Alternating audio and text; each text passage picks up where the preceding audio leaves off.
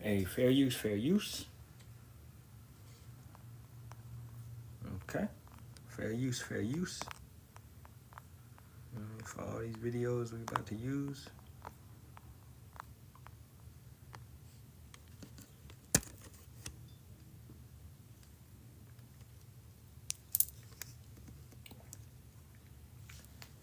All right. Let me take that light off. I don't need it. First and foremost, giving all glory, honor, and praises be to the Father and the Son, Yahawah, Bahasham, Yahawashi, Bahasham, Rakah, Ha, Kadash. Double honors to the apostles, elders, and bishops of the great millstone, which rule well and teach well in sincerity, taught us this truth.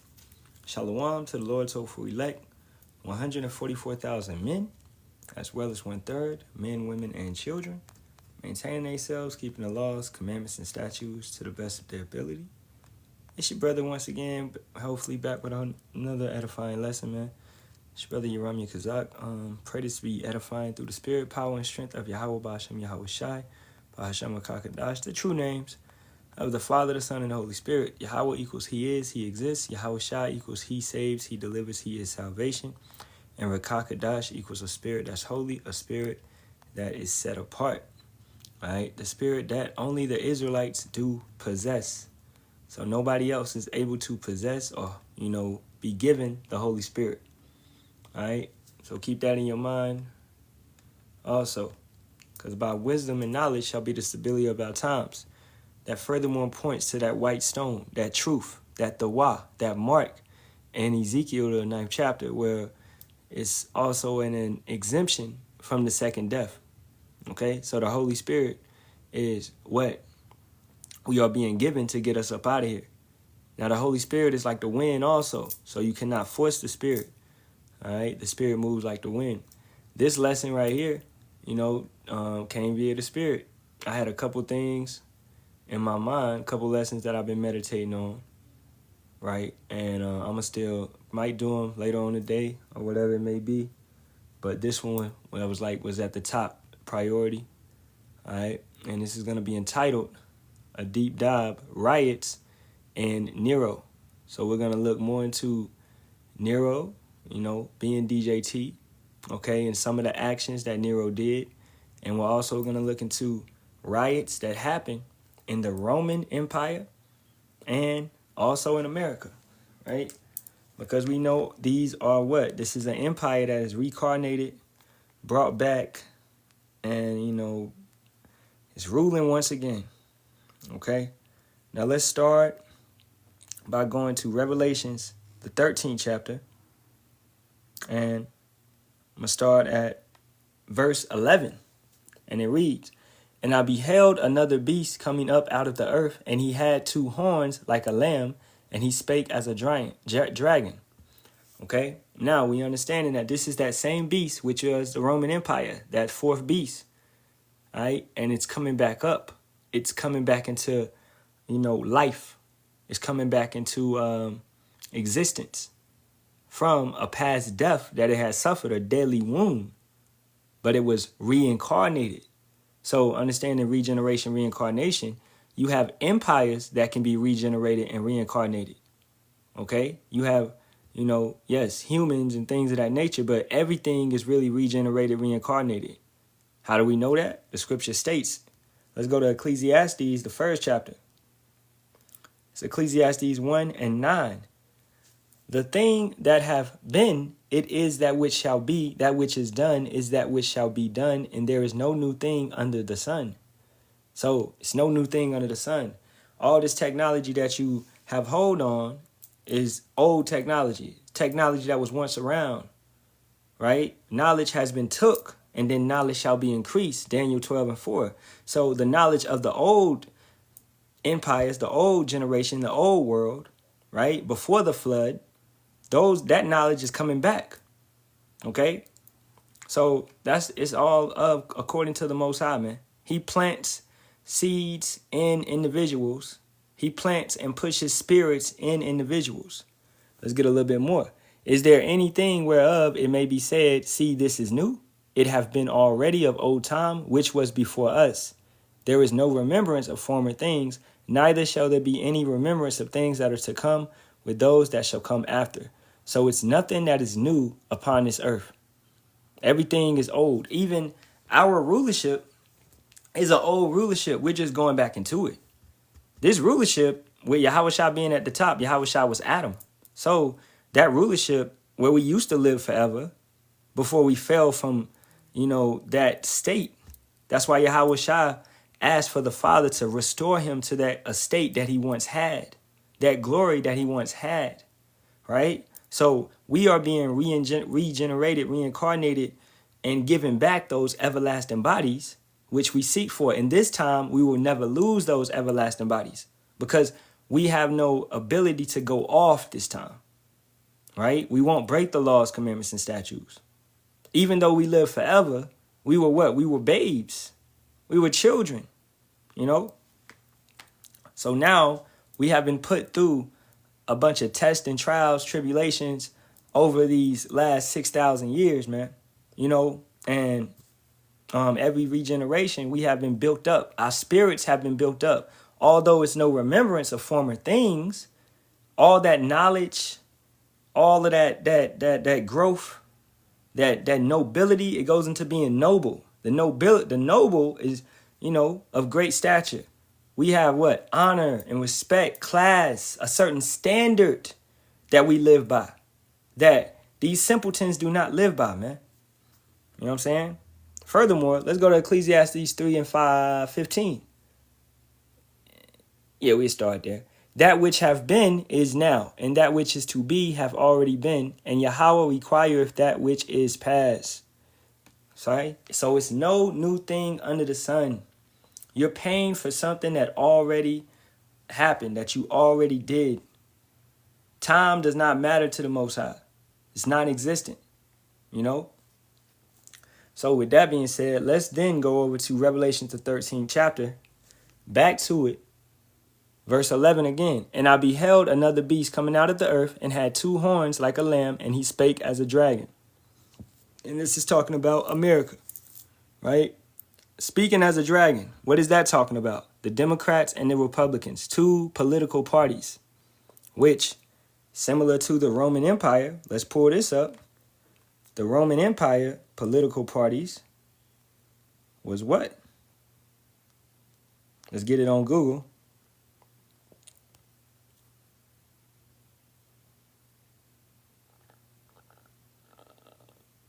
And if a brother know it, you could put it in the comment board. It's the patricians and the plebeians. But I just want to bring it up. Patricians and the plebeians. I always spell this wrong.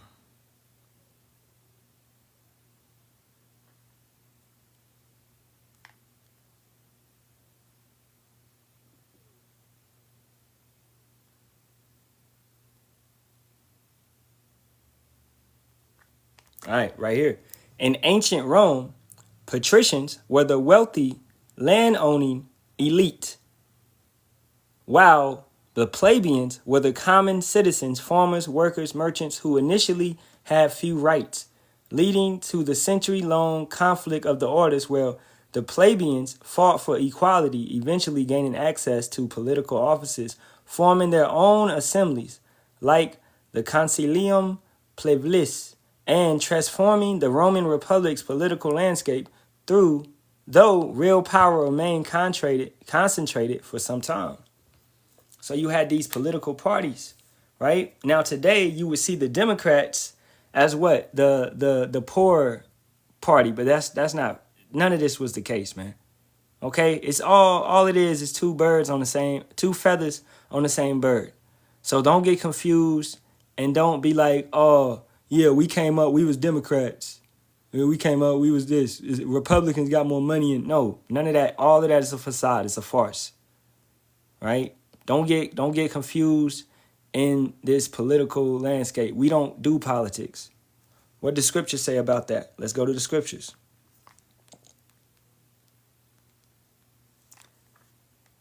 Let's go to, what is it? Deuteronomy 17 and 15. Thou shalt in any wise set him king over thee, whom Yahawah thy power shall choose. Now, who did Yahawah chose? Chose Yahawashi. All right. And then below him, he chose King David. So you should have no business voting for a king, because when you're setting a president over you, that is a king.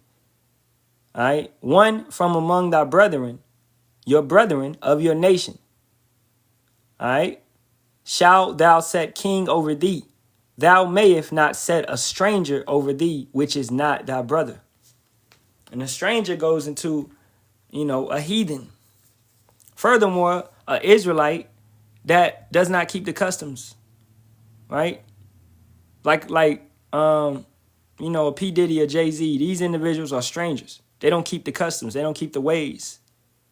You understand? Just because they got Israelite blood, that does not make them a part of this thing. This is why I don't, brothers are saying Shalawam and saying all of that, man. You got to show and prove. You have to prove a friend first and foremost.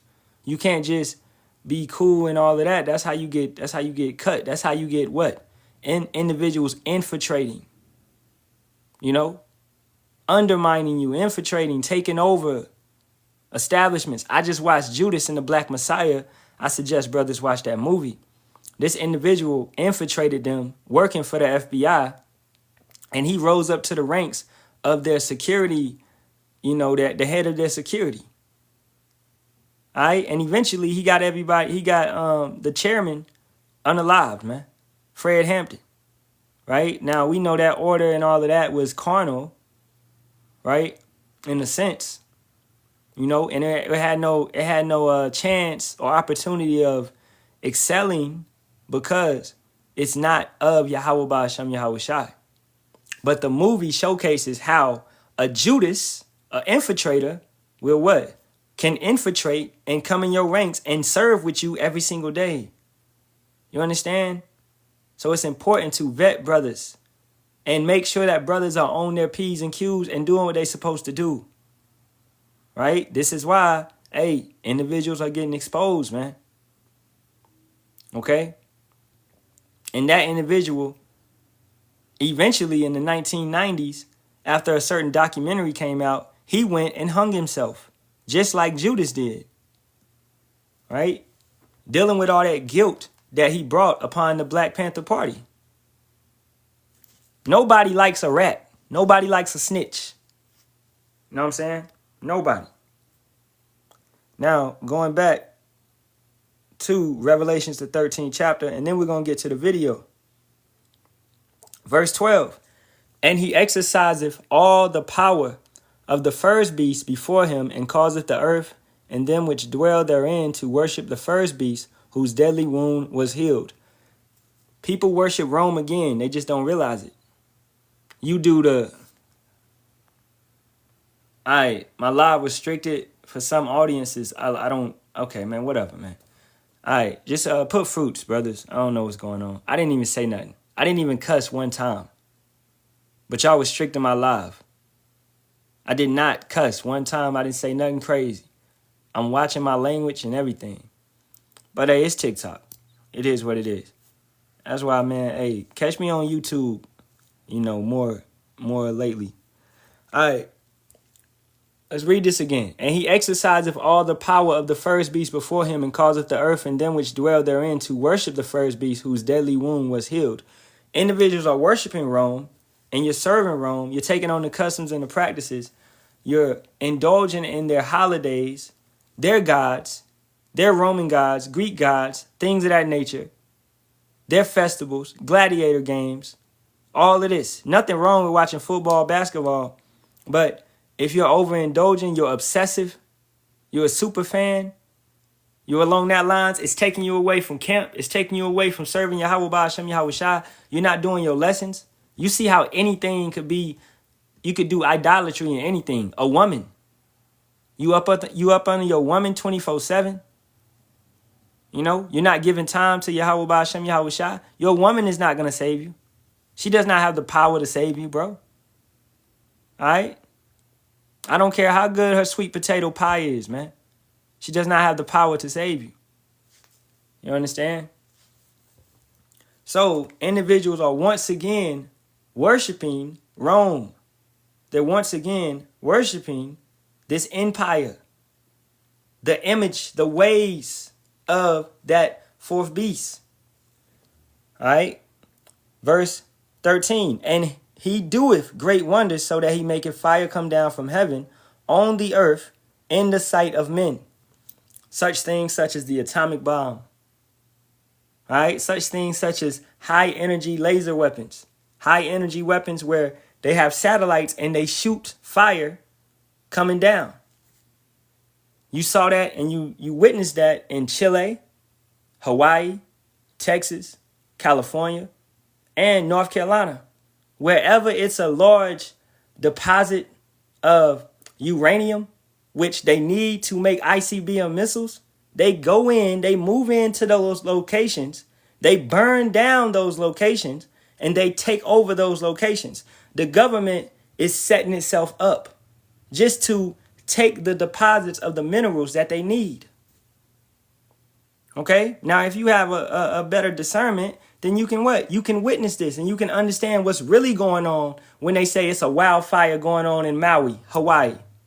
What's really going on is the government is moving in to take that land, to take the resources in that land, as America has always done, as Rome has always done. Okay? That's why in Genesis, he will be known as a fugitive and a vagabond. He's a criminal. A land grab. Perfect. He's a criminal everywhere he goes. Now I'm going to let some of this play and then we're going to speak on it. Hold up. Let me put it on my speakers, so it'll be loud and clear for everybody.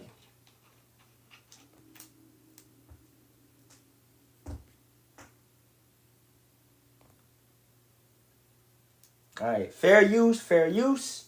TikTok, please be cool. Fair use, educational purposes.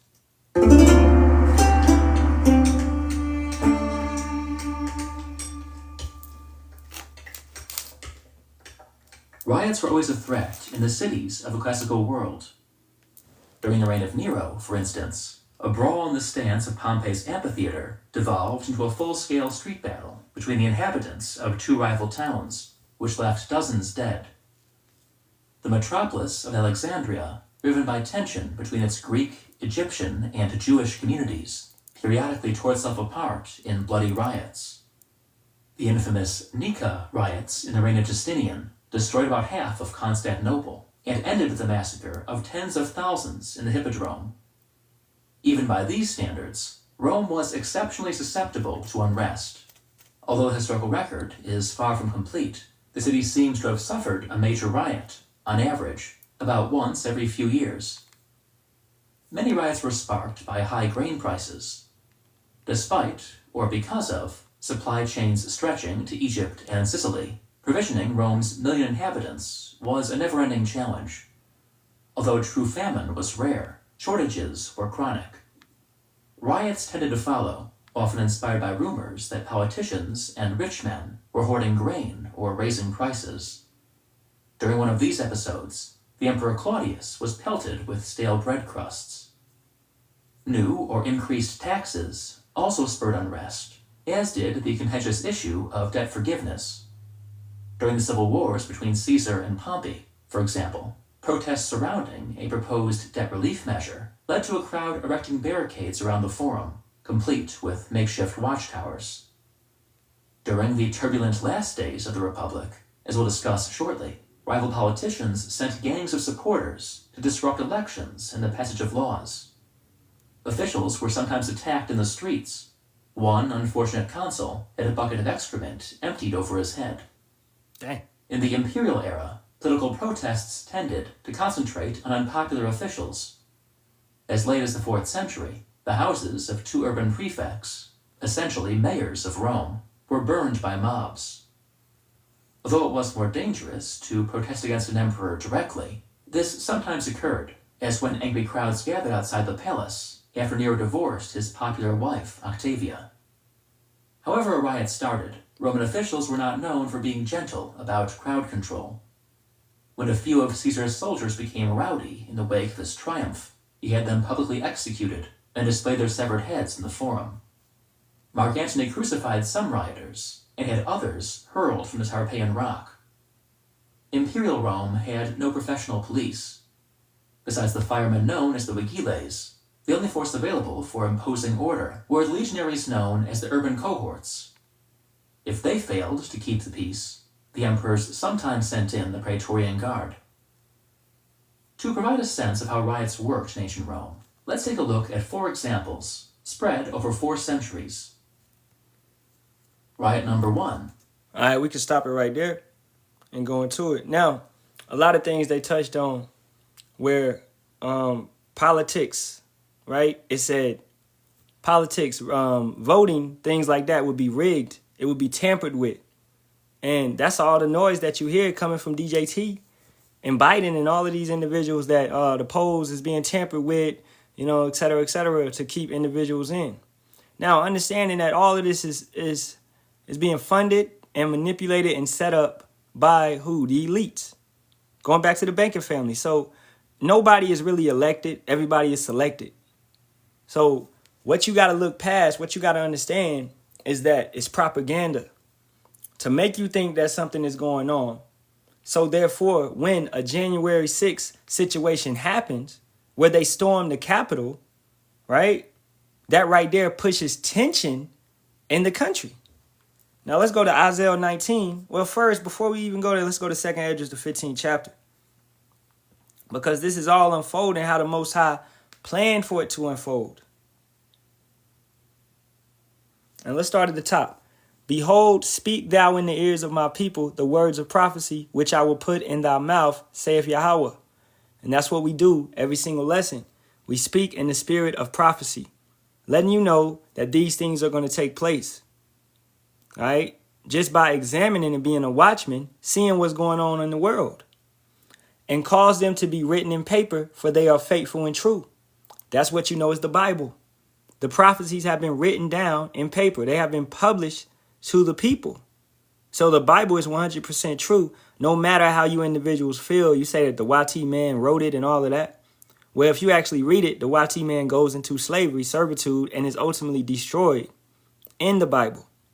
So you need to really think before you speak and have your information straight before you present it to the world, man. We, men of Yahawah, Bahasham, Yahawashi, we live and we move with a purpose. We're not just out here doing stuff to do it. Verse 3, fear not the imaginations against thee. Let not the incredulity, the unbelief of them trouble thee that speak against thee. They rising up against us. We already know it's through the spirit. Yahawah's putting spirits on these individuals to rise up against us. Like we're the scum of the earth or something. They never rose up against the gangbangers. They never rose up against the deadbeat dads. They don't rise up against the PDF files. But somehow we're the worst individuals on the planet. It makes no sense to me, but it makes perfect sense through the spirit that persecution has to take place. All right. And we understand as 2 Peter, 2 Peter 3rd chapter 3:3 states, let's get it real quick, that these scoffers, these mockers have to come. All right. 2 Peter 3:3, knowing this first, that there shall come in the last days scoffers, walking after their own lusts, and saying, where is the promise of his coming? For since the fathers fell asleep, all things continue as they were from the beginning of the creation. So they have lost faith. Where's the promise of Yahawah's coming? That's who they're talking about. Where is Yahawashi? That's what these individuals are saying. They don't believe that he's going to crack the clouds and come down with chariots and redeem and save his people and give his people everlasting bodies. They can't see that taking place because their faith is not there. And that's evident. And their faith was never there. Because what's ordained right now and what's happening right now was ordained from the foundation of the earth. You do not change the script in the middle of the play. Okay? It does not take place. Brother got a precept. Let's get it. John 7:7. And it reads, the world cannot hate you, but me it hateth, because I testify of it, that the works thereof are evil.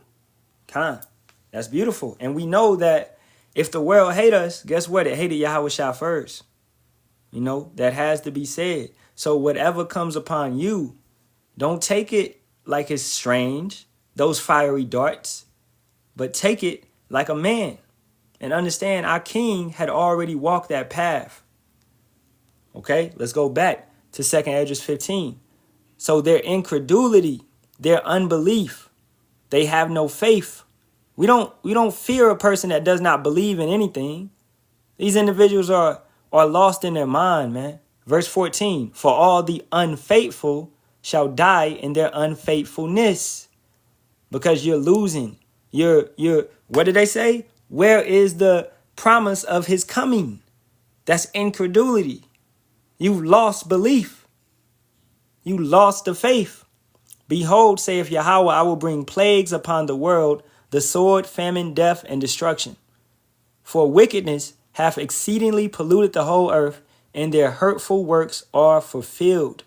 That's beautiful. So these plagues must come. Now, if you a man or a woman of Yahawah, Bahasham, Yahawashi, you doing what you're supposed to do. You don't have fear of these things touching or harming you. Remember Moses. Remember our forefathers, which are us. Remember when Egypt was dark on one side and light on another side. Remember when their cattle was dying, but our cattle was fine. Remember when they were tortured by frogs, but we were straight. Okay? You have to understand this. And that's where the faith comes in. We have faith that Yahawah Bahasham Yahawashi is going to take care of us when that MOTB comes in. All right? And we have to get it to eat. No, we will not get it. We will trust in Yahawah Bahasham Yahawashi. But you have certain individuals like these shepherds of Berea, like Naquam of the Wi-Fi, okay? Like ISUPK, okay? Like Bishop Nathaniel. It's June. Where the microchips? These individuals that are mocking and scoffing.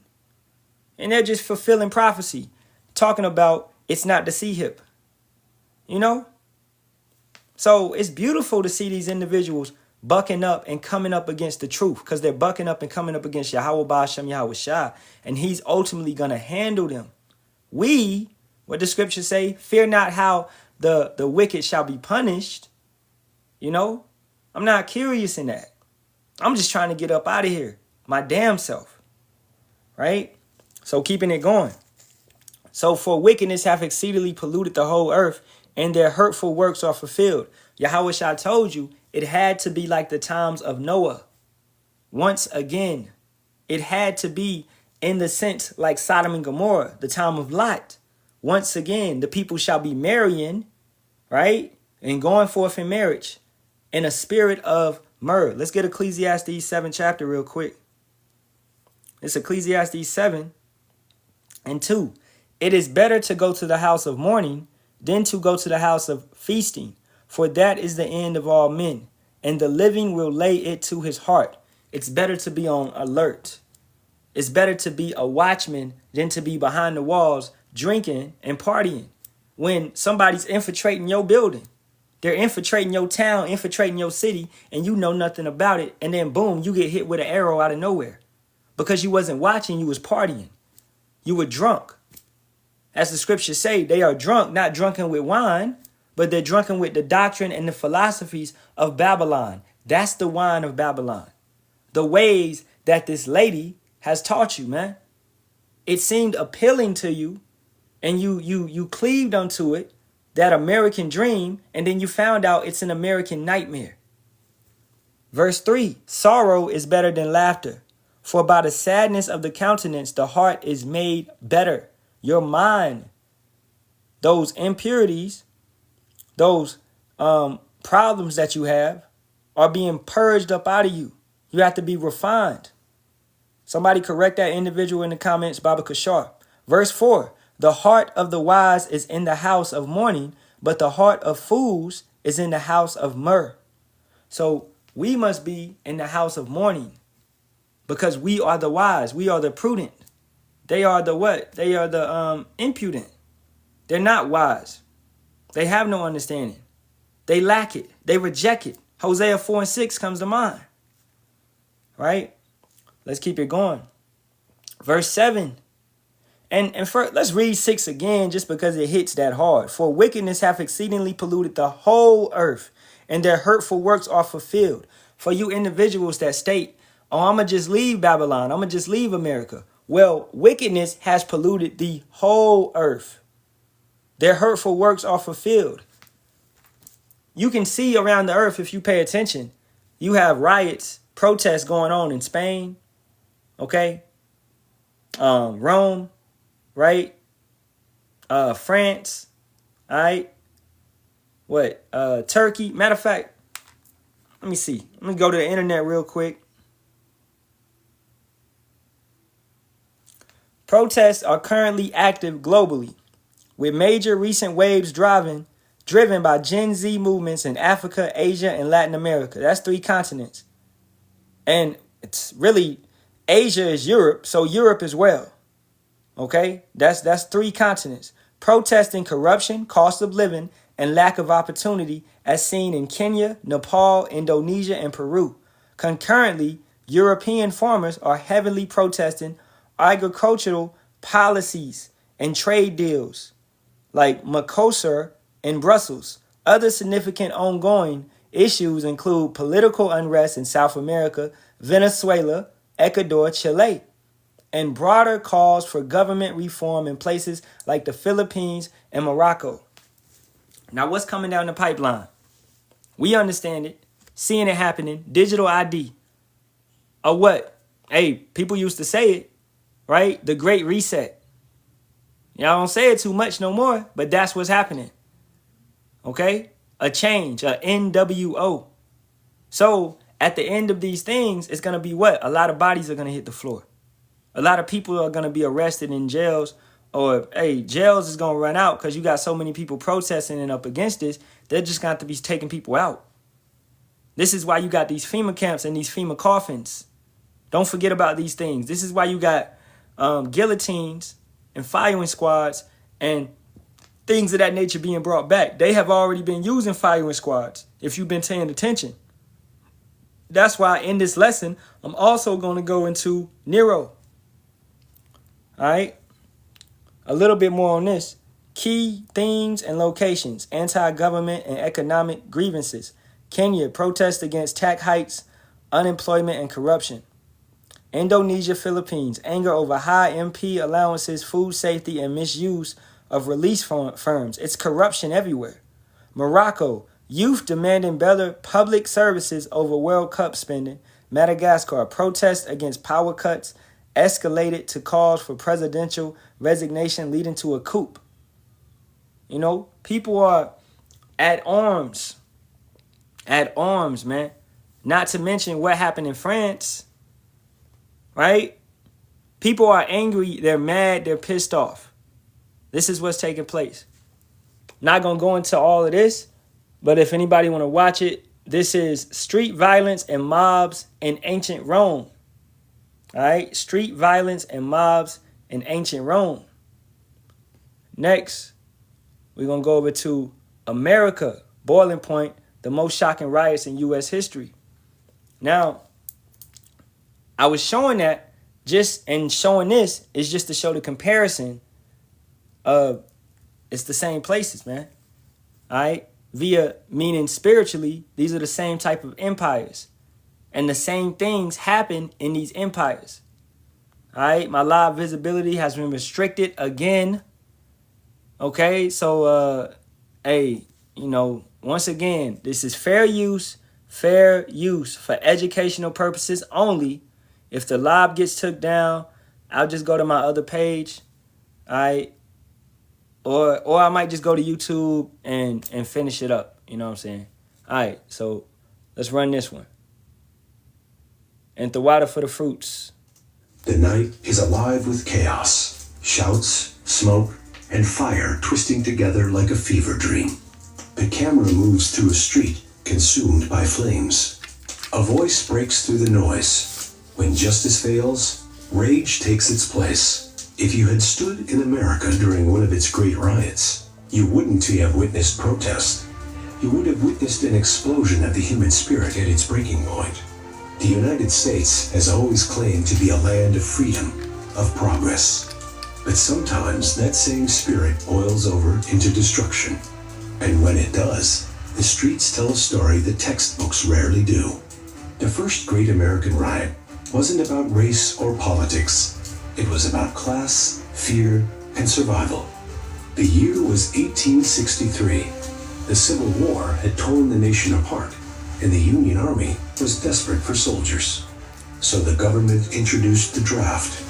But there was a catch. If you were rich, you could pay $300 to avoid it. If you were poor, especially an Irish immigrant scraping by on the edge of starvation, you were going to war. The anger started small. Whispers in taverns, clenched fists at factory gates. Then came the spark. On a hot July morning in New York City, crowds gathered to protest the draft. Within hours, the protest turned into chaos. Draft offices were burned to the ground. Rioters tore through wealthy neighborhoods, looting mansions and businesses. But the fury didn't stop there. It twisted into something darker, a racial war. Black citizens were hunted through the streets, beaten, lynched, burned alive. An orphanage for black children was set on fire. The police were overwhelmed. The army had to march from the battlefields to reclaim the city. By the time the smoke cleared, more than 100 people were dead, and the city lay in ruins.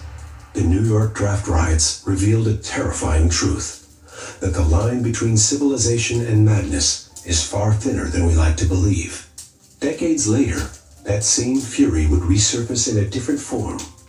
This time, not from the poor against the rich, but from white America against black success. Boom. All right, so let's talk about that. You can go and watch the movie Gangs of New York, and it will showcase those riots happening, right? Loosely based, but it does showcase what happened in 1863, where you had Irish coming in by the bucket loads. And we know a lot of the Irish is Jake, all right? So understanding that, they was coming in and places would have up on it, no Irish, no colored, all right, no Mexican, etc., etc. This would be the norm, okay? So during those riots, the Irish was what? They was hunting down blacks, they was fighting blacks, hanging blacks, lynchings, all this type of stuff was going on because they wanted to, what? Make it. They wanted to fit in. They wanted to be accepted. And over time, that eventually happened, right? Where it would just be no coloreds around the 1900s and things of that nature, right? They cut a piece out of America, that devil's pie, okay? So once again, that movie is Gangs of New York, where it showcases the Irish in America coming in, and these riots happen, and they were fighting in the streets, you know? And that unrest was coming from what? The draft.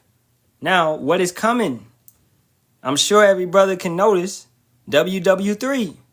And what will happen? The draft, right? Let's go to Psalms, the 12th chapter, and just to get this, because the poor is normally the afflicted party in all these situations, right? As he said, you could pay $300 and buy your way out of the draft. If you had $300 back then, that's like having $300,000, $300 in 1863. Oh, you balling, you know? So Psalms 12, starting at the top. Help, Yahawah, for the godly man ceaseth, for the faithful fall from among the children of men. They speak vanity, every one with his neighbor with flattering lips, and with a double heart do they speak. This is talking about the Edomites, these other nations, these heathens, and the 2/3 of our people, man. They speak wickedness, vanity, all right? It's pointless. Vanity goes into the word vain. It's empty. They have no substance. They have no understanding. And they have a what? A double heart. A double-minded man is unstable in all his ways. Yahawah shall cut off all flattering lips, and the tongue that speaketh proud things. Who have said with our tongue will we prevail? Our lips are our own. Who is Adawan over us? For the oppression of the poor, for the sighing of the needy, now will I arise, saith Yahawah. I will set him in safety from him that puffeth at him. So when it gets bad for us, all right, and what we supposed to do? We pray. We trust in Yahawah, Bahasham, Yahawashi, all right, to come and redeem us, to come and get us up out of this. That's what Jacob's trouble is. It's going to get extremely bad. The oppression is going to get heightened. It's going to be taken to another level, man. You think it's hard to pay your bills now. Oh, trust and believe, when you can't pay your bills because you don't have a C-hip, you ain't going to be able to pay your bills.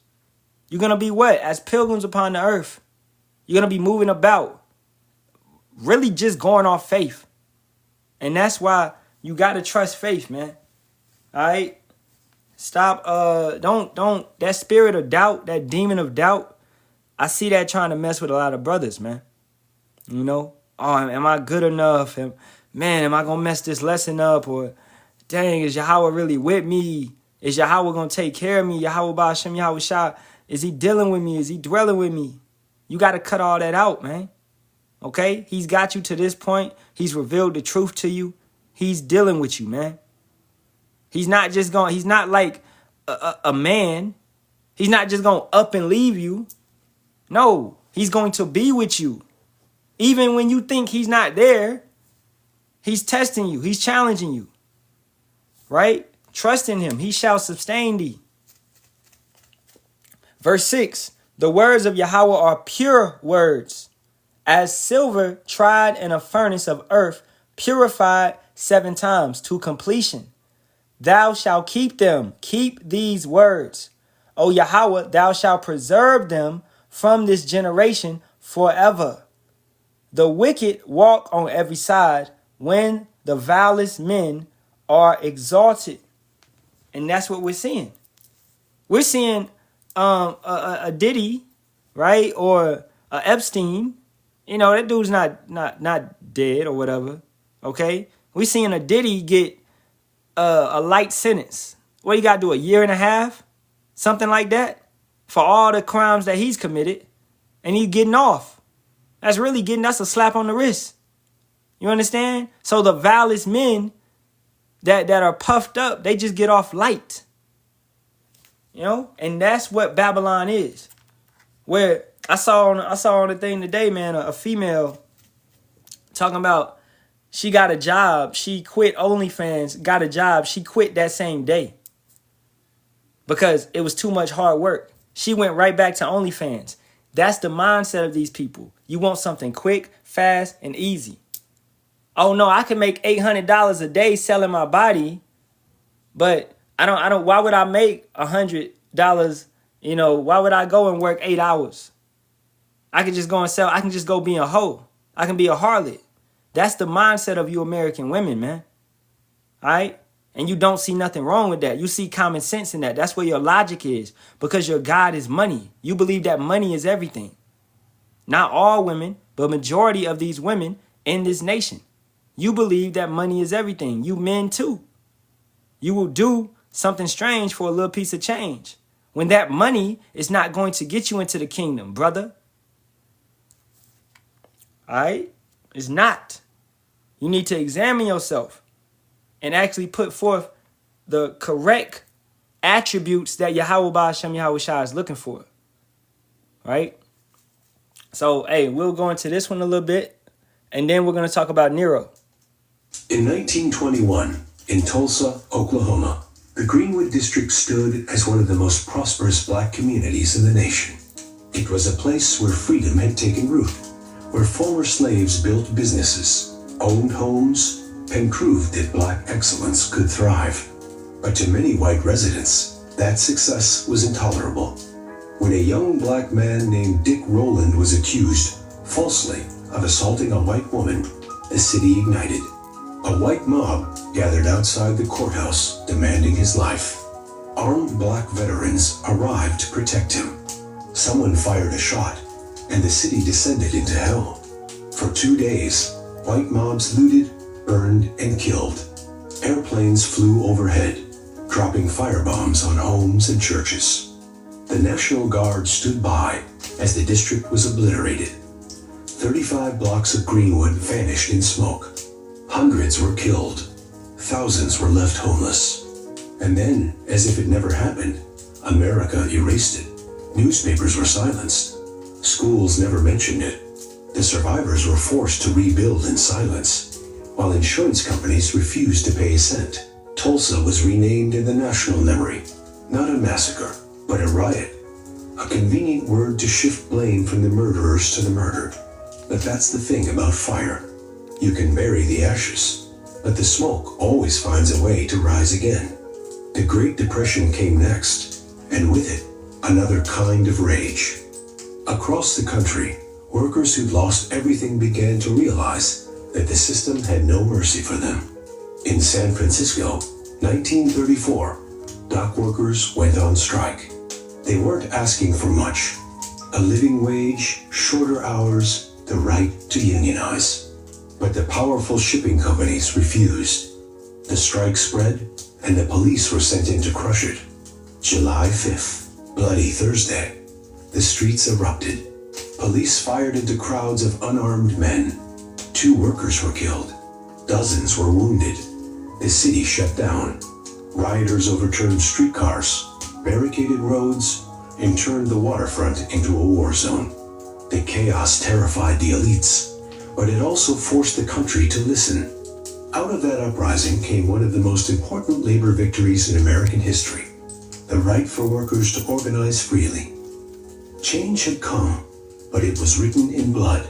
The years rolled on, and America's cities kept burning, not because people loved violence, but because they felt they had no other voice left. When the system ignored them, the fire spoke for them. In 1943...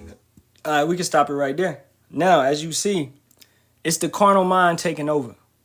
That's what's taking place. The flesh. When you push to a point of desperation and you resort to the flesh, and we all do it, man. And as spiritual men, we got to maintain that, and we got to stop doing that. Right? You get to a point where you can't say nothing else, so you want to throw hands. No, we don't do that in this truth. All right? That should be of your old man. All right? If you can avoid an altercation, avoid an altercation. Just simply walk away. Drop your pride. You know, that is needed. That's what you need to do. Man, I just watched the trilogy with my sons. I watched the trilogy of The Dark Knight. You know, Batman Begins, The Dark Knight, then The Dark Knight Rises. And what happened, man? All right, Batman represented the prophets. Definitely, if you watch the second one, where he was the hero that Gotham needed, but not the hero that they wanted, so they despised him in a sense. So he took the fall. He was what? He was framed for Two-Face's, unaliving. And he took that, and he rode that for 8 years. So when he came back in the third movie, what happened? All the cops was at him. Persecution. You have to what? He took the humble road. You got to take that godly sorrow. Let's get the scripture. And then we're going to get Isaiah, the 19th chapter. Because the carnal mind, rioting and fighting, is not where we going to be. That's not what we're going to be doing. Because that's not the place that we are supposed to, live in, man. In our minds. This is 2 Corinthians 7:10. For godly sorrow worketh repentance to salvation, but not to be repented of. But the sorrow of the world worketh death. That rioting, that Black Panther movement, that Malcolm X, that Martin Luther King movement, that right there leads to death. Right? But this truth leads to everlasting life. So, as Ezekiel was told, go in the house, close the door, shut the door, and let the tongue, let your tongue cleave to the roof of your mouth. It's what you know as Amos 8:11, Amos 8:12. We're going to shut up and allow these individuals to wander from sea to sea. Now, did we stand out there in them corners and give them that opportunity to come and get this truth? Yes, we did. Did we come up on the TikToks for hours upon hours? Did we hit the YouTubes, the Rumbles, the Clappers for hours upon hours? Yes, indeed, we did. All right? The Most High has spoke. He has sent his men. The prophets is there. Now it comes a time of exposing. It comes a time of sifting. It comes a time of cleansing the house of Israel. searching Jerusalem with candles. So anybody caught up in that carnal action of rioting and fighting back in Rome, it's enmity against the Most High. Because what are we going to do, man? As we stated, we're going to maintain ourselves spiritually. We're going to sit back, relax. We have no place in fighting back. Our weapons are not carnal. Let's get that. This is 2 Corinthians 10:4. For the weapons of our warfare are not carnal, but mighty through power to be pulling down of strongholds. To the pulling down of strongholds. You can't shoot a demon. You can't shoot a demon, man. Last time you checked. Okay? You got to pray. You got to fast. You got to read your word. This is how you overcome these situations that's going to take place. All right? So let's go to Isaiah 19. And then after that, we're going to move on to Nero. This is Isaiah 19:1. The burden of Egypt, Egypt being America, okay, spiritually. And furthermore, to prove that, let's go to Revelations 11:8. And it reads, and their dead bodies shall lie in the street of the great city, which spiritually is called Sodom in Egypt, where also Ahtham was crucified. So that spiritual place, which is Sodom in Egypt, which America practiced nothing but sodomy and wickedness, LGBTQ pride, going on. All you see is men with long hair, dreads, down their back, going past their neck, things of that nature. That's all you see, man. All right? So this is that place where men act more feminine than the women, and the women act more masculine than the men. And also Egypt recognizes, it represents bondage, slavery. Okay? So anywhere we was brought, that's a form of Egypt. And we know that the predominant, the majority of us are in the Americas. Okay? So this is where we at. This is what it's talking about. That spiritual Egypt, going back. The burden of Egypt, America, Babylon, behold, Yahawah rideth upon a swift cloud and shall come into Egypt, and the idols of Egypt shall be moved at his presence, and the heart of Egypt shall melt in the midst of it. These false gods that they're building up is going to be torn down and broken down. You're going to see there's no power. All right? The stars are falling. Look at all them basketball players, football players, baseball players got caught up in that gambling ring. Gilbert Arenas, Chauncey Billups, all these individuals got caught up in a gambling ring. The stars are falling. These are individuals. Some of these individuals got NBA rings. Everybody is being exposed, man. Get your shit right. Verse 2, and I will set the Egyptians against the Egyptians, and they shall fight. So yeah, it will be more rioting. It will be more violence.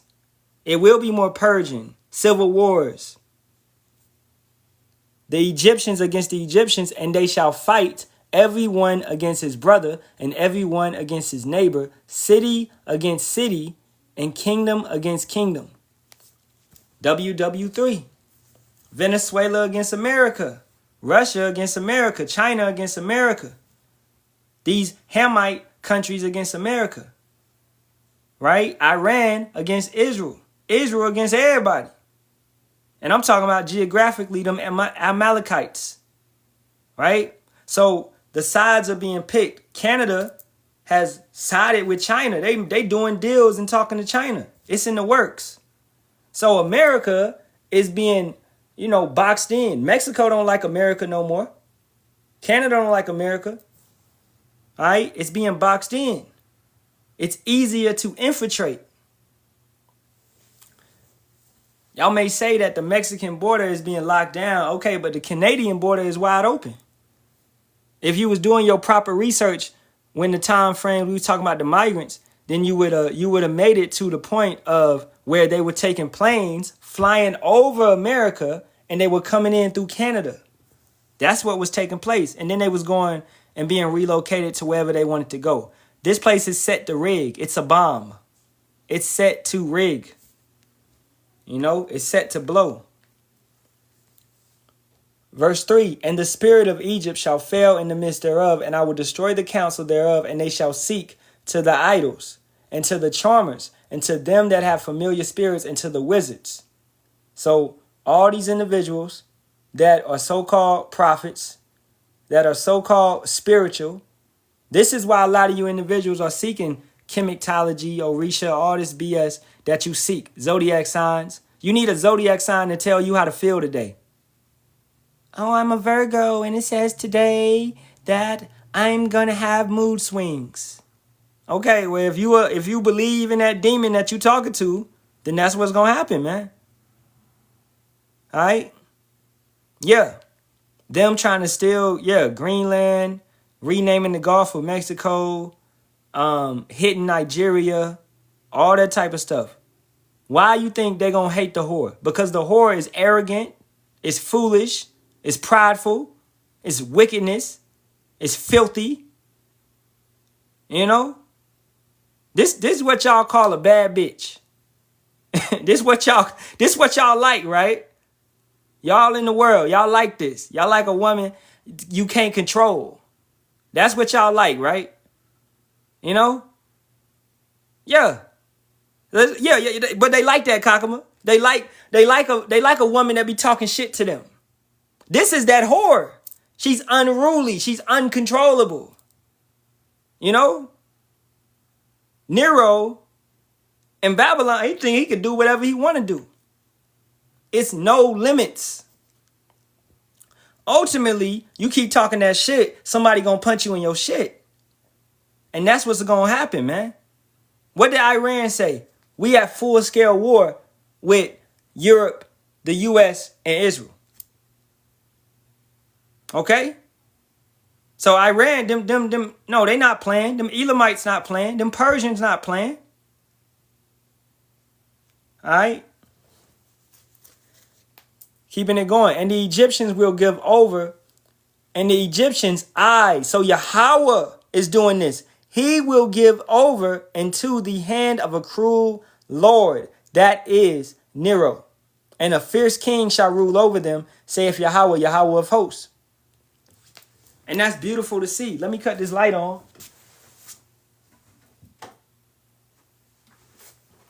Right? So we seeing all this take place, man. Now, that right there, that cruel Lord, that brings me to the next lesson. I mean, the next video. Now, if anybody want to watch this, it's titled American Boiling Point, the most shocking riots in U.S. history, Eagle Eye history. You could just type it in on YouTube. Just type in the most shocking riots in U.S. history. It'll take you through all, the main riots that happened in this country. All right. This whore is being exposed. As Jeremiah 49:10 states, Esau is made bare. Right? So she's being exposed. All of her wounds, all of her sores, the skirt, the thigh is being shown. The locks are showcased. You know what I'm saying? So the next video, let's go over here. And let me see, make sure it's at the beginning. All right, let it rip. Fictional evil leaders have been a mainstay of movies, novels, and TV shows. But when it comes to the deeds of real-life leaders, fiction is often no competition for fact. For example, during his reign as leader of the Mongol hordes, it's been speculated that Genghis Khan killed as much as 11% of the world's population. Tamerlane the Great, also known as Timur, would actually build towers out of skulls. And Qin Shi Huang, on his way to becoming the first unified Chinese empire, destroyed every semblance of an education system by burning books and burying scholars alive. But what about the famous Roman Empire? Were there any bad ones? The answer is simply yes. And the one that first comes to mind is Nero, Emperor Nero, a leader who ancient writers and historians claim not only started the Great Fire that destroyed Rome in AD 64, but also fiddled as he watched his city burn to the ground. With this thought in mind, we're going to look at why Emperor Nero is the evil leader in human history. Or was he?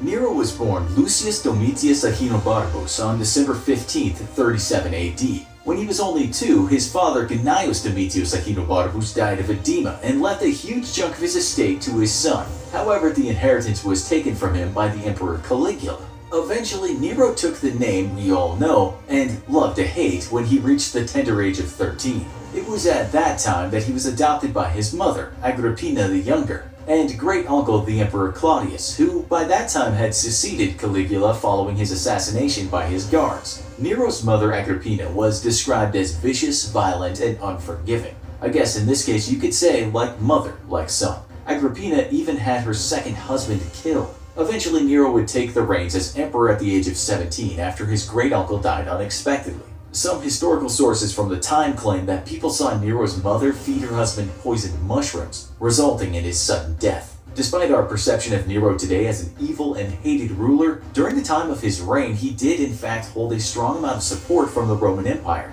He was young, new, and loved music and the arts, traits the general public admired in their leader. Occasionally he was even claimed to be kind.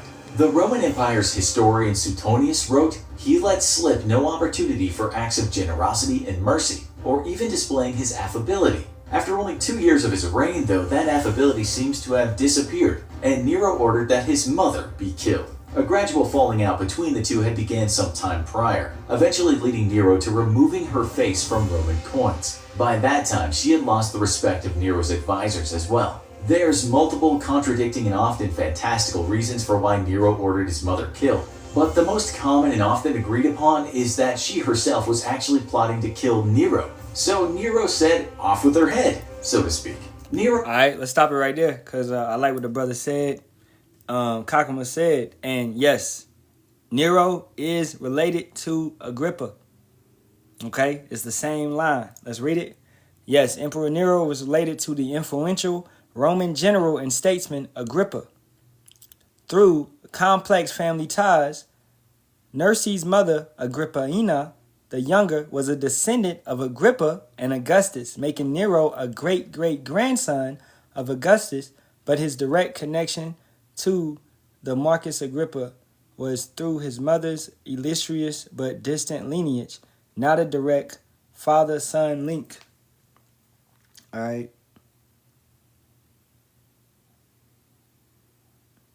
And furthermore, I want to get if I could, let's go over here. Nah, I want to get like the bloodline thing.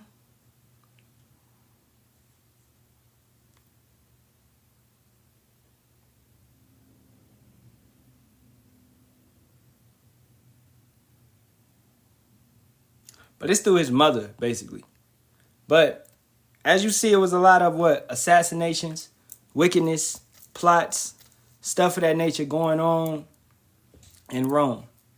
And this is common amongst the Edomites. This is the same thing that happened with Alexander the Creep and his father, Philip II.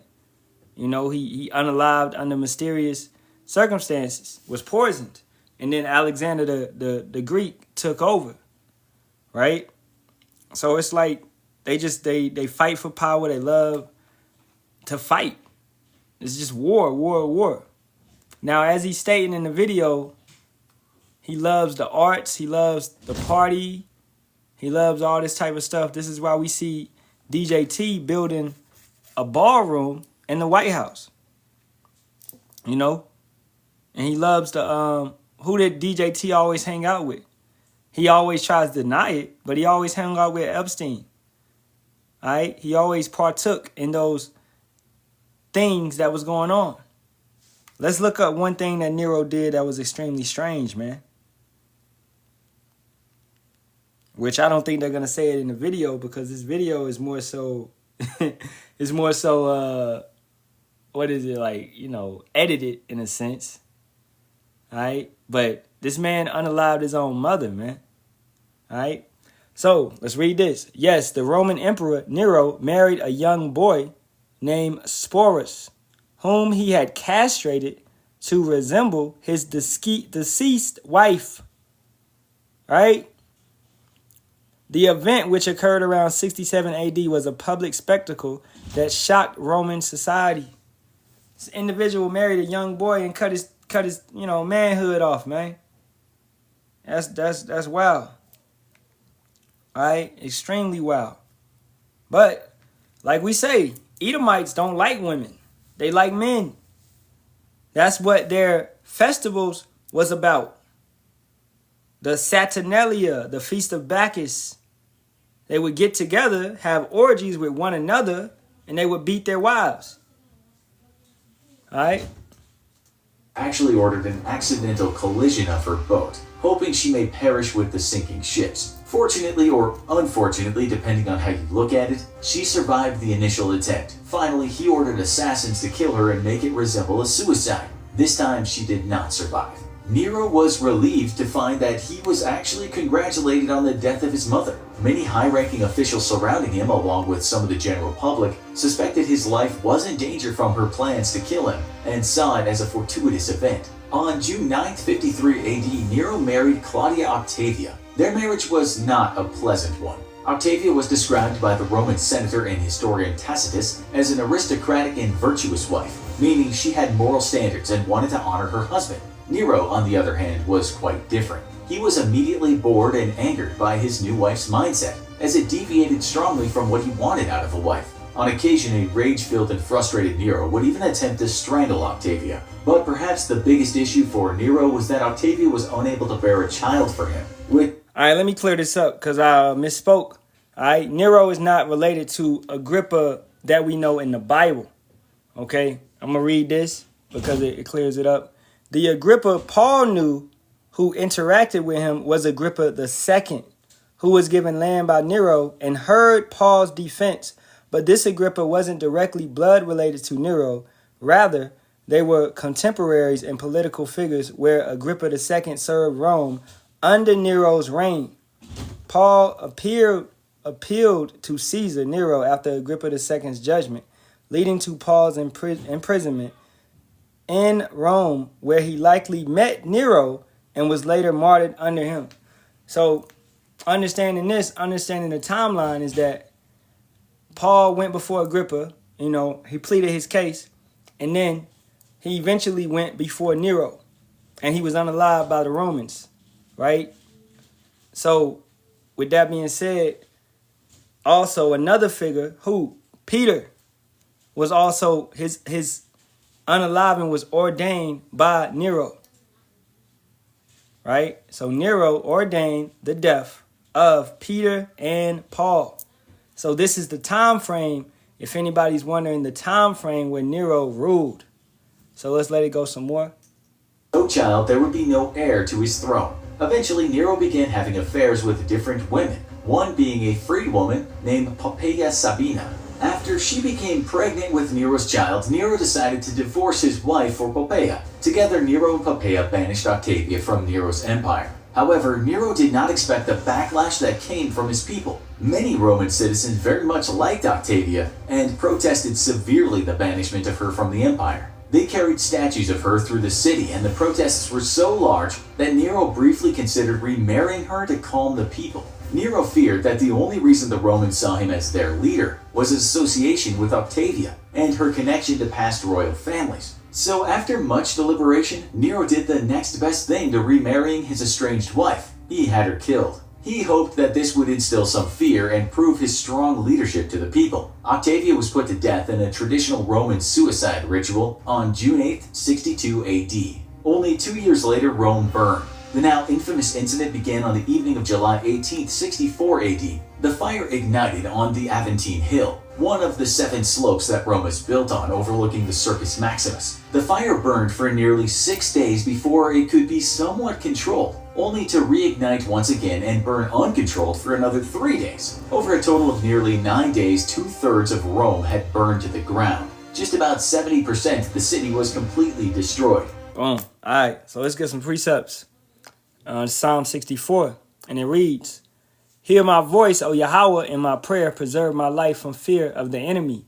Hide me from the secret counsel of the wicked, from the insurrection of the workers of iniquity."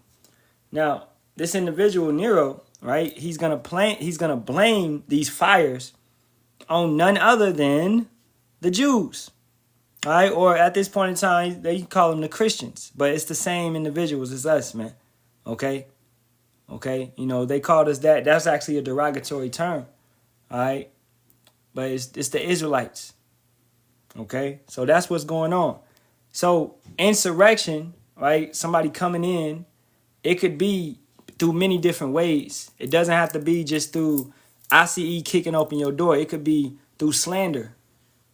Right? Look at what they did to us by calling us BHIs, Black Hebrew Israelites, or whatever it may be. You know, all that type of stuff. It's defaming you to make others think that you're a different type of way than you really are. Slander is a major propaganda tool. This is why you should not bring any blame to the ministry. What you do, how you act, how you carry yourself is extremely important. Let's say you got a brother. And I love how the elders is coming down hard, man. You know, you got a brother in Great Millstone. He got Great Millstone in his name, but he ain't did no video in 3 months. You see another brother see that, he could jump on that brother and rebuke. This is what Great Millstone do, right? You know what I'm saying? So that's bringing blame to the ministry. We are set up at a certain standard that you need to follow and you need to adhere to. It's a certain way that you carry yourself in order, and that's all coming out of the scriptures, man. The scriptures say exhort daily. So you know you need to keep that standard to the best of your ability. We understand brothers may get sick. This happened, boom, boom, boom. But hey, don't allow that to continually happen where you ain't did nothing for 3 weeks. You know? So keep that in mind, because they're going to come down and they're going to be sound biting, sound clipping, looking for anything to make us look bad. Right? It's like that whole grape situation, even though it was broke down properly, they still try to use it to make a babe that can't really understand. And they try to push it and make it look like we are doing that. You know what I'm saying? So let's keep it going. Verse 3. Who wet their tongue like a sword and bend their bows to shoot their arrows, even bitter words. These niggas is full of bitterness, man. All right? And this is talking about, the Edomites, but it's also talking about these heathen nations and these 2/3 ass jakes. And a lot of you Israelites that's in the circumcision, but you got grudges and you bitter and you hate because you know the men of Yahawah, Bahasham, Yahawashi is here and you not invited. All right, you don't want to get right. You a Korah, Dathan, and Abram type individual. You always hating on Moses. You making golden calves, man. You don't just want to follow orders and get right, man. That's crazy. So you wet your tongue and you bend your bows to shoot their arrows, even bitter words, that they may shoot in secret at the perfect. Suddenly do they shoot at him and fear not. All that talking behind the back, all that slander, all that stuff is going to come to the light. Yeah, that brother may have not have heard it, but guess who heard it? Yahawah, Bahasham, Yahawashi. If you moving that way, justice is going to be brought. Because Yahawah, Bahasham, Yahawashi, he does true justice. I'm watching this show on Netflix called 61st Street about this track star and, situation happened with this cop and all of this. And now he's in some legal trouble. And his case is looking slim. And he's finding out he was naive and gullible, thinking that the law was actually justice. The law is not justice. The law of this nation, no, it's not justice. It's so many ways that the law could mess you up where what you did isn't wrong, but according to the law, you're going to get 5-10 years. That's how the law is set up. That goes to Isaiah 10:1, man. Woe to you that declare grievousness. You write the grievous decrees. So this law is set up to trap you, especially if you don't understand how to use your words. Look at that word, understand. That's what they use all the time in the courtroom. You know? Hey, but that's a whole nother lie. Let's keep it going. Verse 5, they encourage themselves in an evil matter. They commune at laying snares privately. They say, who shall see them? Nero set the city of Rome on fire, that's a snare. And he blamed it on the Israelites. So now everybody is looking at the Israelites as, oh, these guys are what? These guys are terrorists. These guys are wicked. These guys are violent. These guys must be put down. You don't think that's going to happen again? He's in power. He's coming at the northern kingdom. He's about to turn his eyes to the southern kingdom. He don't like us. He called us the prophets of doom.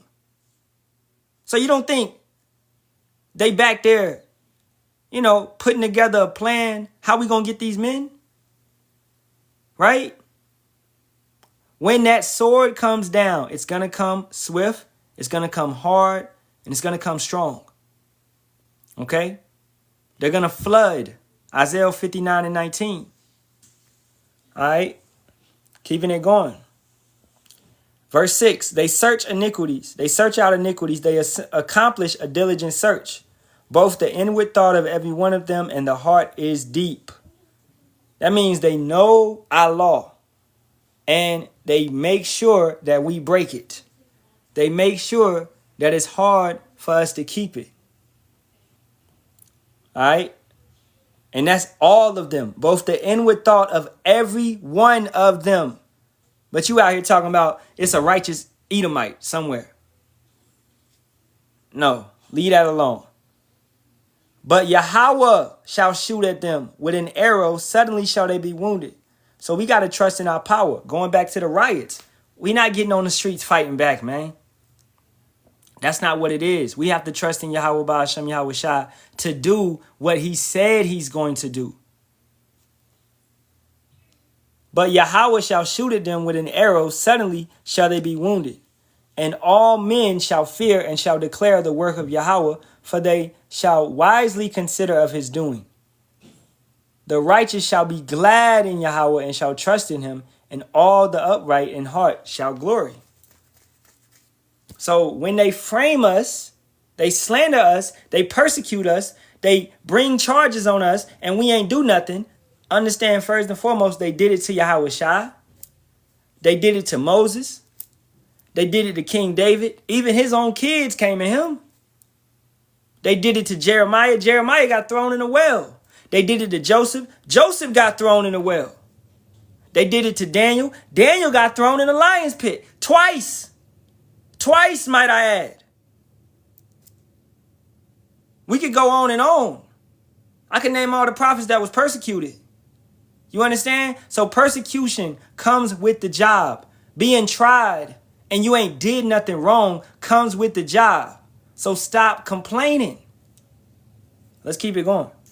Homes, temples, markets, all burned to the ground. Nero at the time was not himself actually in Rome. He was at his villa in Antium, which was about 35 miles away from Rome, though he rushed back immediately upon hearing the news. Once back in Rome, Nero immediately opened his palace doors for the now homeless people of Rome and offered shelter and food. He was quick in his desire to begin rebuilding the city, and conveniently a new palace for himself, called the Domus Aurea, which in Latin means golden house. It was a massive palace complex that would eventually take up nearly 1/3 of Rome. The construction of the new palace is what led to many Roman citizens speculating that Nero had ordered the Great Fire of Rome himself, a devious plan that would allow him to clear the land to build the palace of his dreams, while also allowing him to spin his public image by being the charitable ruler who opened his doors to his people when they needed help. Although he got the palace he wanted, his image was irrevocably tarnished and the rumors spread quickly and escalated. It was at this time that Nero's decline truly began. The rebuilding costs of Rome were high and forced him to devalue the imperial currency by 10%. Revolts in the Roman provinces of Judea and Britain were also escalating. Nero suspected that there were high-level conspiracies originating in the Senate to have him assassinated,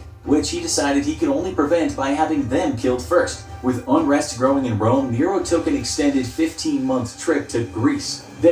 We can end this one and go to this next video. That'll go more into it. All right. And what Nero did. But the fact is, it's that same mindset of, what does DJT always say? Clean the swamp. Let's drain the swamp. He's always getting rid of dudes that he does not trust before they can harm him. This is his mindset. It's a war type mindset, right? Now, like I said, that video was a little edited. It didn't really get to the nitty gritty. So I'm going to read this. Yes, the Roman Emperor Nero blamed Christians, this would be Israelites, for the great fire of Rome in 64 AD to deflect public suspicion from himself. This accusation initiated the first state-sponsored persecution of Israelites in the Roman Empire. So the what? The first state-sponsored persecution. Now, brothers and sisters, what did we just see last year? What did we see in California? Fires, right? Damn near entire neighborhoods was burning down. And what was they showing on the news? Individuals that they caught, migrants, right? It ain't no distractions. Ain't no distractions. It is though, in a sense. So yeah, that applies. But more so, it's DJT down to his same tactics that he did as Nero. He did fires, and he had migrants being there to blame them again. So what does that lead to? That leads to justification for ICE to be aggressive. That justifies ICE beating your ass. Because, hey man, we got all these violent migrants here. They're setting cities on fire, brother. They're raping the women and the children. Right? You got the Haitians. What are they doing? They're eating the cats and the dogs. They're eating the cats and the dogs. You painting a picture. Propaganda is half of the war. Slander is half of the war. Demonized campaign. That's it. That's why when you see stuff, you got to understand it's not just surface. It's bigger than that. It has a bigger purpose. That fire is in the back of everybody's head. And who did it was the migrants. That's in their head as well. You understand? Like when you see, it's perfect, Salakia. When you see an Arab with a turban, I ain't getting on that plane. That's what's in the mind. Because what did they paint to you doing 911? That a couple Arabs with turbans took You understand? That propaganda stays in your mind. When who blew up those towers, man? What did Jadakiss say? Why did Bush knock down the towers? Why are you around them cowards? Right? And we done went into that many times, man. The infrastructure of those buildings, you could have hit it with 4 planes. The buildings would have not failed. It was built to withstand earthquakes, attacks, planes, whatever. The architecture was amazing. Okay? As the brother said, that was a controlled demolition. You know? So, but it was what? It was to create a sense of fear. Fear mongering.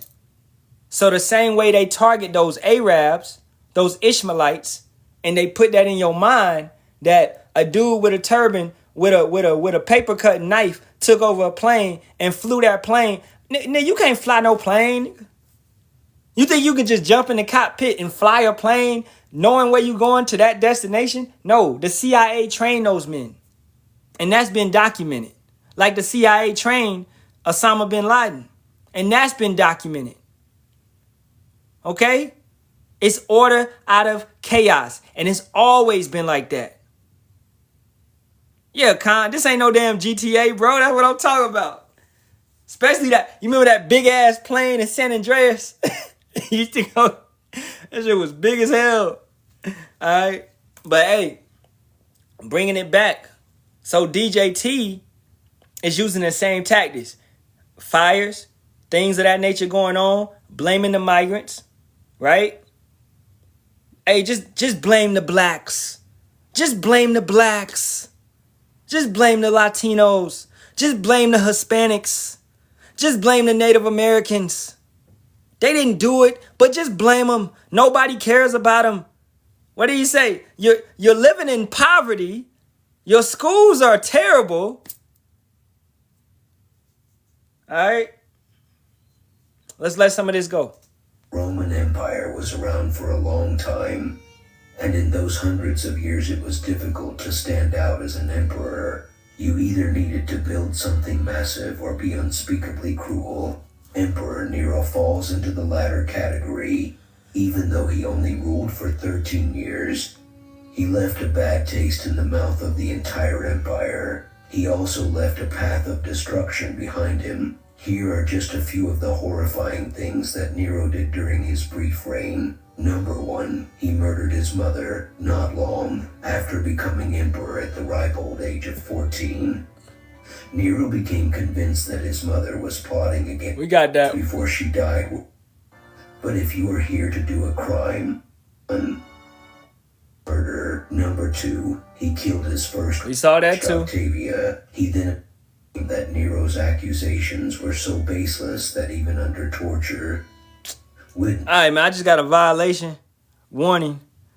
All right, so hey, fair use. I just want to get to the part about the fire. Number 3, right here. TikTok, bear with me. I'm almost done. Do not take the live down. All right, Baba Kashar, please.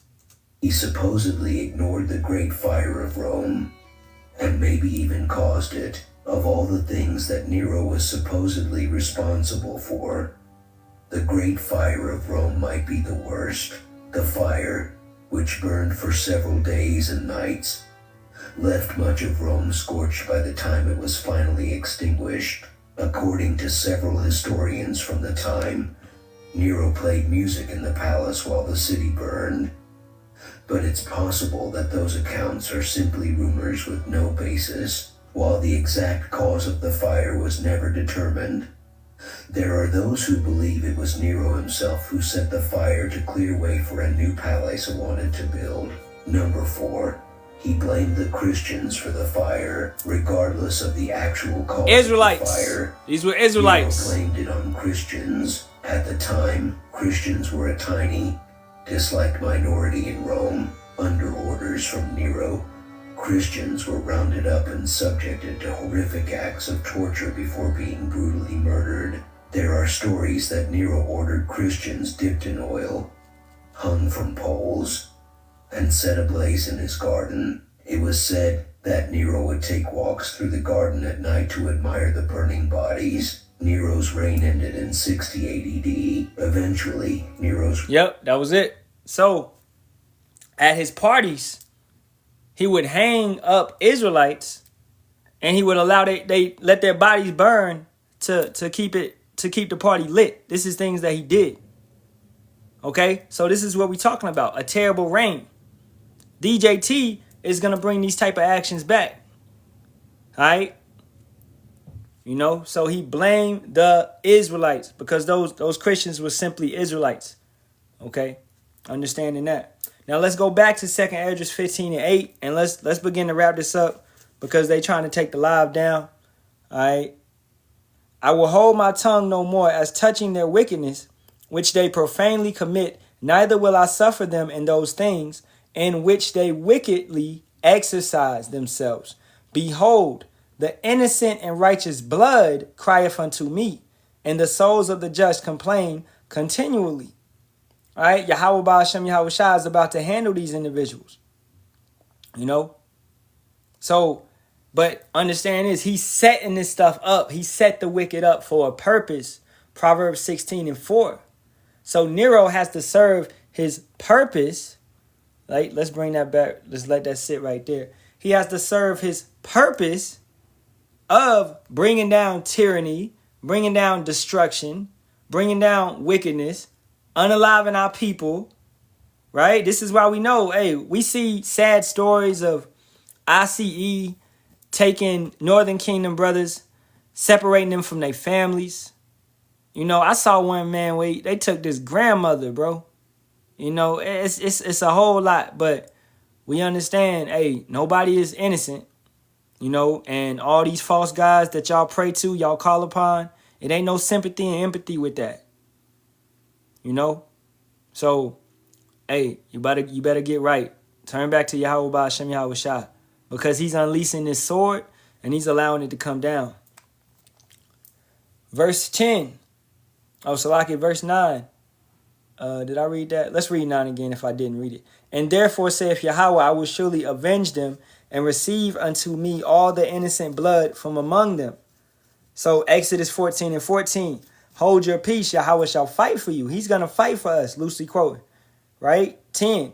Behold, my people is led as a flock to the slaughter.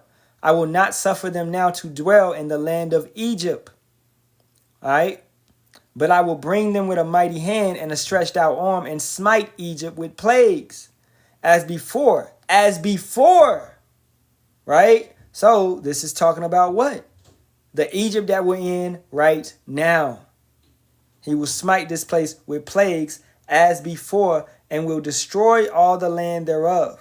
Egypt shall mourn, and the foundation of it shall be smitten with the plague and punishment that Yahawah shall bring upon it. They that till the ground and shall mourn for their seeds shall fail through the blasting and hail and with a fearful constellation. You got these shepherds of Berea, man. Y'all caught up on tilling the ground. You caught up on a damn job. You like, hey, man, I can't come to camp for 3 weeks because I got this job I got to do. I can't do no video for 3 weeks because I got this job. Y'all caught up on tilling the ground. It's going to come a time where we ain't got these jobs no more. So that dumbass job that you forsake the truth over, that mess is going to be took from you. And then you're going to be ass out. You ain't going to have Yahawah, Bahasham, Yahawashi, or that stupid job. That's what we telling brothers, man. If you working a job that takes you away from the truth, get another job, man. Is money everything to you? Is it? I mean, you answer that question yourself. Is money gonna save you? All right. Verse 14. Woe to the world and them that dwell therein. That world. You want to be caught up in that world. You want to exist in that world. Go ahead. You going to be destruction. You're going to be destroyed. Because woe equals destruction. For the sword and their destruction draweth nigh. And one people shall stand up and fight against another, and swords in their hands. We just read Isaiah 19 chapter. Egyptian shall fight against Egyptian. Okay? So, riots. We talked about riots. You know? We talked about the king of Babylon, that cruel lord, which is Nero. This individual that's in power right now. And if he is took out the way, then whoever is set up will be the king of Babylon. All right? It don't necessarily have to be him, but he's doing what he's supposed to do at this point in time. And I think it's beautiful, man, because it shows me that Yahawah, Bahasham, Yahawashi is working and is bringing forth an end to this empire. For there shall be sedition among men, and invading one another. They shall not regard their kings nor princes, and the course of their actions shall stand in their power. A man shall desire to go into a city, and shall not be able. You caught up on all the wine of Babylon, all this nice stuff. You want to go to Benihana's. You want to go to Cheesecake Factory, right? You taking trips out the country. You doing all of this and all of that. And all of this is about to be shut down. That lifestyle, that spirit of myrrh. Now, we're not saying you can't enjoy yourself. Most definitely you can. You can have pleasures and things of that nature. But keep this truth at the top, man. Understand that you are at war. Don't get distracted. Make this your priority. You know, if you about to be on a little trip for 3 days, hey, do 3 lessons in advance. And have them lessons set to go live on YouTube. Or upload those lessons while you out. Don't forget to feed your sheep. Matter of fact, if I remember that will be my next lesson. Do not forget to feed your sheep. Yeah, Ecclesiastes 12. Because, hey, the grinding is going to cease. I believe that's what that scripture 12 and 4. The grinding is going to cease. So them jobs is going to be over with. For because of their pride, the city shall be troubled. The houses shall be destroyed, and men shall be afraid. all this stuff that you holding on to, your job at Walmart, nigga, Walmart gonna be turned into a refugee camp. You ain't gonna have no job no more. Y'all really don't believe us when we say the MOTB is gonna be mandatory. Everybody gonna have to take this CHIP, this RFID CHIP. Y'all don't believe us. We see. We understand. You. I'm just here for the scriptures, brother. We bring out the scriptures. Well, I'm not here for that speculation. We show you that a mark is charagma, goes back to the word charax. All right? We show you that it's going to be inserted. You're going to have to buy or sell with it. We show you these things. And you, oh, brother, that's man, that ain't what IUIC is saying. Well, go to IUIC. Go to ISUPK. Right? Go to them that you think has the 100% truth. Go to them. They don't say it. Go to them. For because of their pride, the city shall be troubled, the houses shall be destroyed, and men shall be afraid. A man shall have no pity upon his neighbor, but shall destroy their houses with the sword and spoil their goods because of the lack of bread and for great tribulation. That's what happens during riots. Out of control, lawlessness. What happened during that riot in 1863, which we talked about, where the Irish was taking so-called black people, Native Americans, and lynching them, hanging them up. You think that was controlled? That was lawlessness. This is what happens in riots. Nobody is safe. But the men of Yahawah, Bahasham, Yahawashi will be safe. Yahawah is going to provide a way. Understand that. He's going to take care of us, man. He's going to watch over us. He's going to be with us.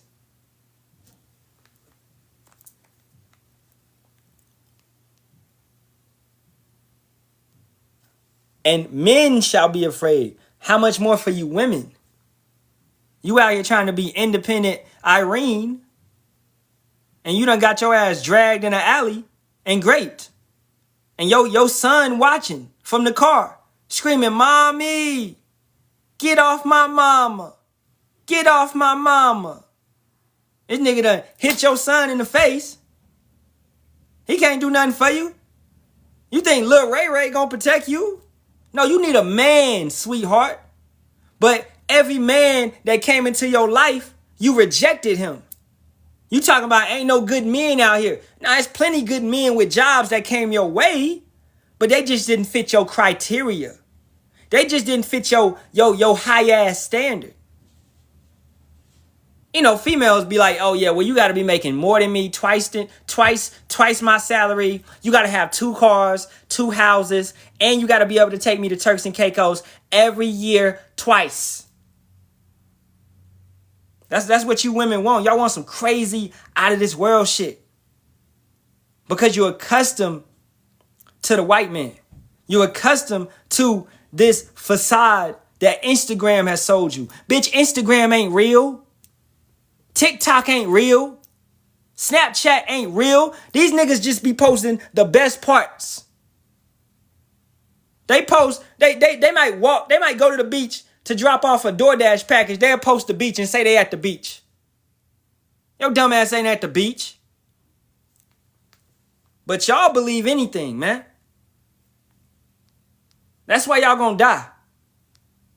Feel that. Verse 19, a man shall have no pity upon his neighbor, but shall destroy their houses with the sword and spoil their goods because of the lack of bread and for great tribulation. People will be kicking open your doors, breaking down your windows, taking everything that's in your refrigerator, everything that you've been stockpiling with your doomsday prepping ass.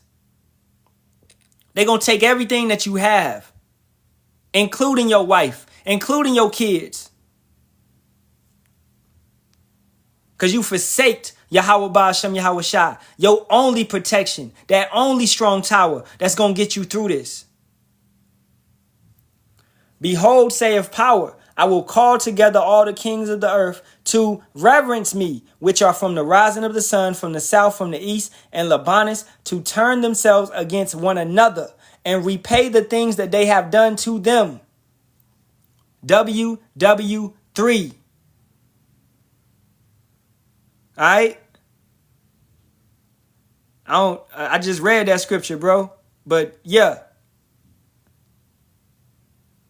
Verse 21. Like as they do yet this day unto my chosen, so will I do also, and recompense in their bosom. Thus saith Yahawah power. What you do to the apple of his eye will come right back to you. Those that leadeth into captivity shall go into captivity. Those that killeth with the sword will be killed by the sword. This is forever. Once again, what I've been saying, look at life with a broader way, man. Stop looking at just 20, 30, 40-year-old life. No, you got to look at past lives.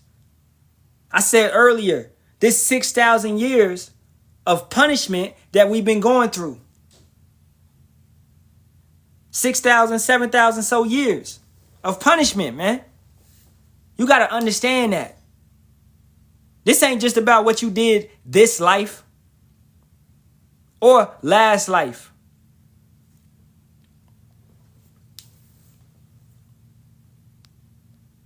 My right hand shall not spare the sinners, and my sword shall not cease over them that shed innocent blood upon the earth.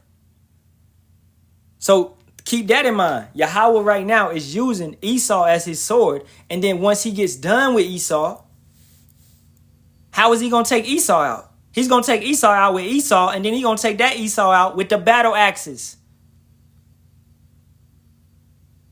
Which is us, his men.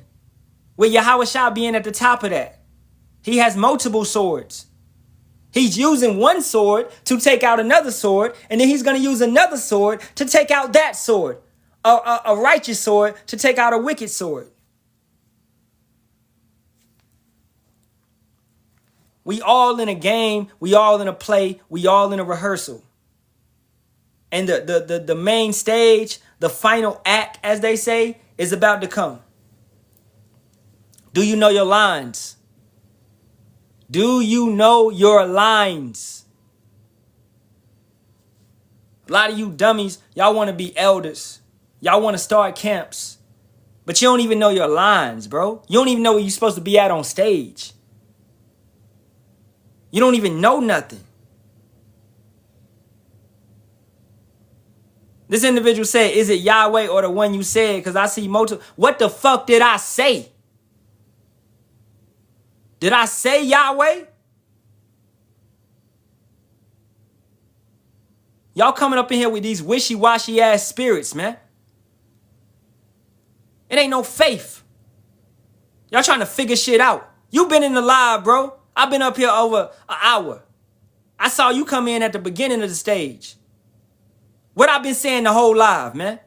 Did I ever say Yahweh out my mouth one time? No, I didn't. I've been giving praises, honor, and glory to Yahawah, Bahasham, Yahawashi, the entire live. And you come out your mouth with some dumb shit. Man, mute this motherfucker. All right, I'm going to end the live, man. I'm going to get up out of here before somebody getting their feelings and report it.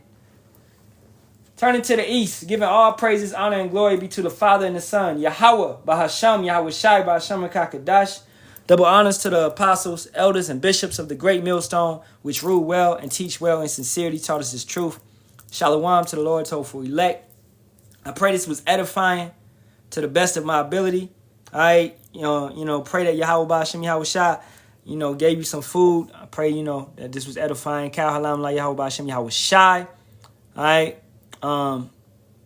Hey, Yahawah Ratazah, man, be live again tomorrow. Or a spirit hit me maybe later on tonight.